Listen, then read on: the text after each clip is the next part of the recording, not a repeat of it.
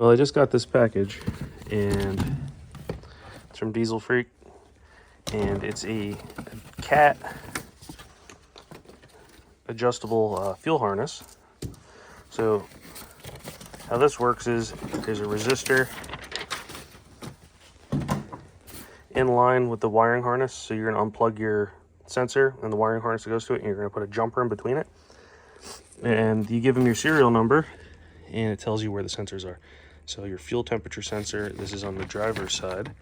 You see that's the ECM, that's the fuel filter housing, that's where that is. And then this is looking at it from the top. Bottom side is the driver's side, and you see it's sort of highlighted boost pressure sensor. That's where I have to put the other adjustable one in there. I got the one that has the knob. If you don't have the knob, you would just plug it in and out. With the knob, there's two wires that run into the cab. You mount the switch, and you have a dial. I'll show you that. So just open that little package. This one is fuel. So this will go on the fuel filter side. You just plug it in and out. This one is the same thing for the boost. There's two wires. You can use any wire you want. You could probably just connect that and just leave this outside if you wanted, but you probably don't want it getting wet. And I thought it'd be like a notchy switch, but you're kind of just dialing it in. I don't see like a reference mark or anything like that till you know where it is. So I'm gonna look into that. Maybe I'll put a mark on there so you have like a reference of where the number is. So we gotta find out what size hole I need to drill, where I'm gonna put this, and then connect those. Okay, first things first, we have the fuel temperature sensor, and we need this one that's labeled fuel. I have an assistant. Okay, hold on. The fuel temperature sensor is here, and then the pigtail runs up right there. So you just gotta unplug it, plug it in line.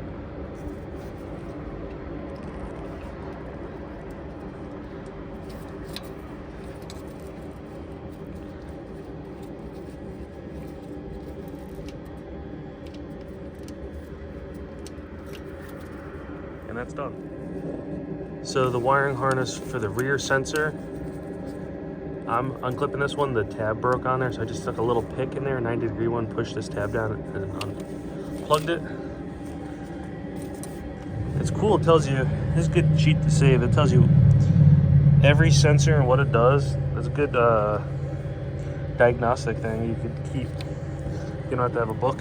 So same thing. It's gonna get plugged in line.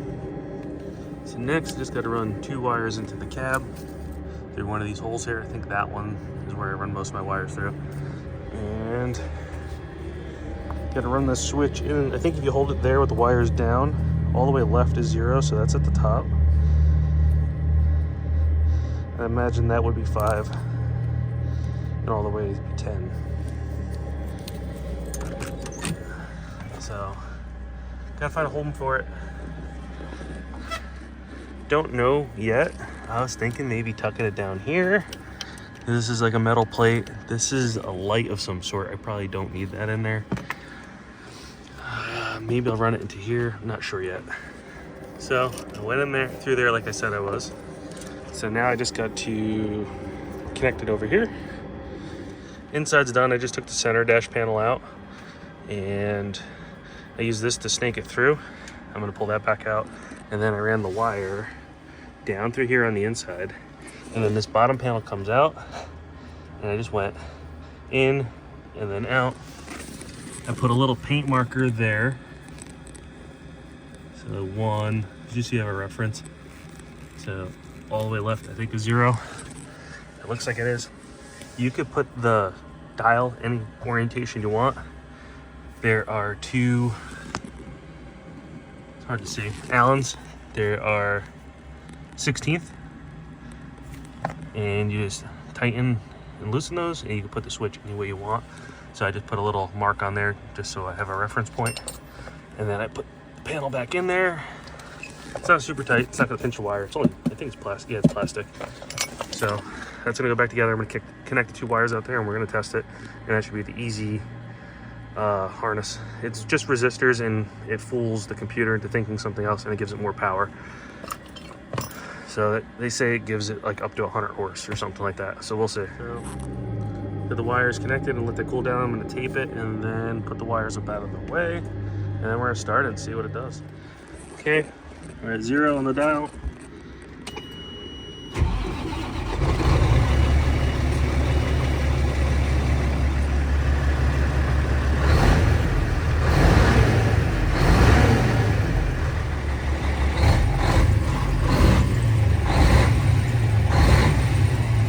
And 0.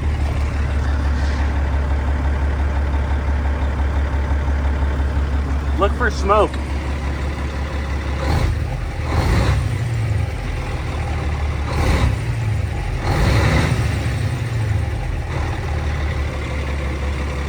It is? I don't hear a difference. She's saying it's smoking. It's on 10 now, so keep an eye on it.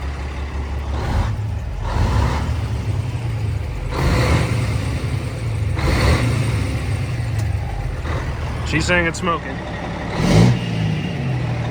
Oh yeah, she's puffing a little bit.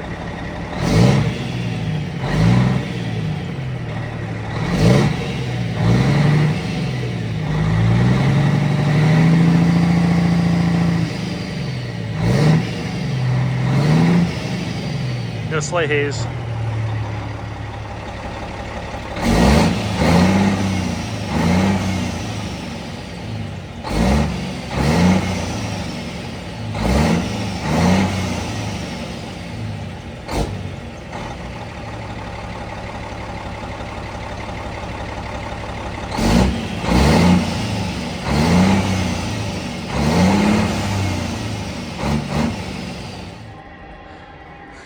Well, it's not smoking like some of the trucks you see online, but I'm gonna take it for a drive and see if the boost comes up or what it does when it's driving. But it is smoking a little bit. It would never really smoke at all when you revved it on 0 or before I did this. So we'll see how it drives different and see if it's actually worth the money.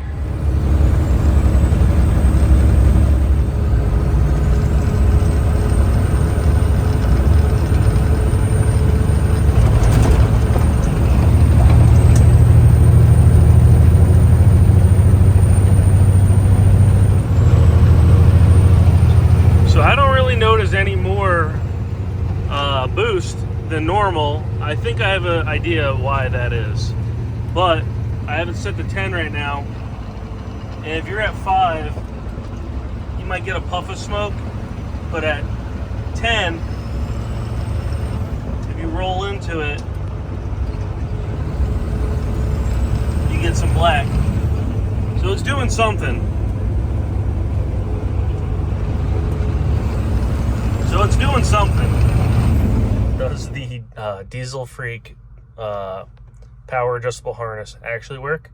It does something. It will puff some smoke on about 5. That's where they recommend running it. On 10, it will blow pretty black. Am I seeing any more power that I feel? No. The other night I was pulling something heavy and then I was going up a hill, and it wasn't at full boost. The truck was starting to lug a little bit in was it high gear going up the mountain. So I turned it up to 10 to see if it would do nothing. It gave it more fuel, but I didn't notice the boost climb up. It wasn't like it was maxed out. One thing I think that could be affecting it is my turbo is wastegated. So meaning there's a reference line between boost side and the wastegate. What I could do is put an adjustable boost controller in line on that line, and I could try and bump the boost up and see if it does anything. But then again, if I'm bumping the boost up, is this thing doing anything? Not sure. So what I could do is I could bump the boost up, say like 22 pounds. The truck runs usually 22 to 24 PSI. So I could bump that up, make sure it's running 22 PSI on 0, and then bump it up to 10 and see if I gain any boost from that. I could delete the wastegate. I'm not sure if I want to do that. That could be a problem with it. What I also think it does, I'm not sure, I don't know if somebody else knows. I know how it works. It fools the sensors in the computer into thinking it's in a different parameter.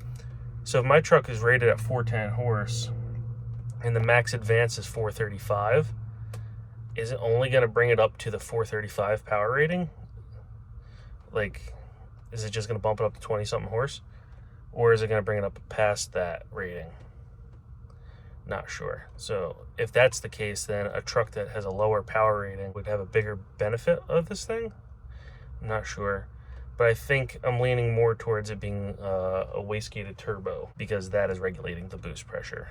But it is getting more fuel, so I would think with more fuel it would do something. But maybe I'll get an adjustable boost controller or block the wastegate off temporarily, pinch it off with a plier or something like that, see what it does. But right now, it's adding fuel, it's adding power.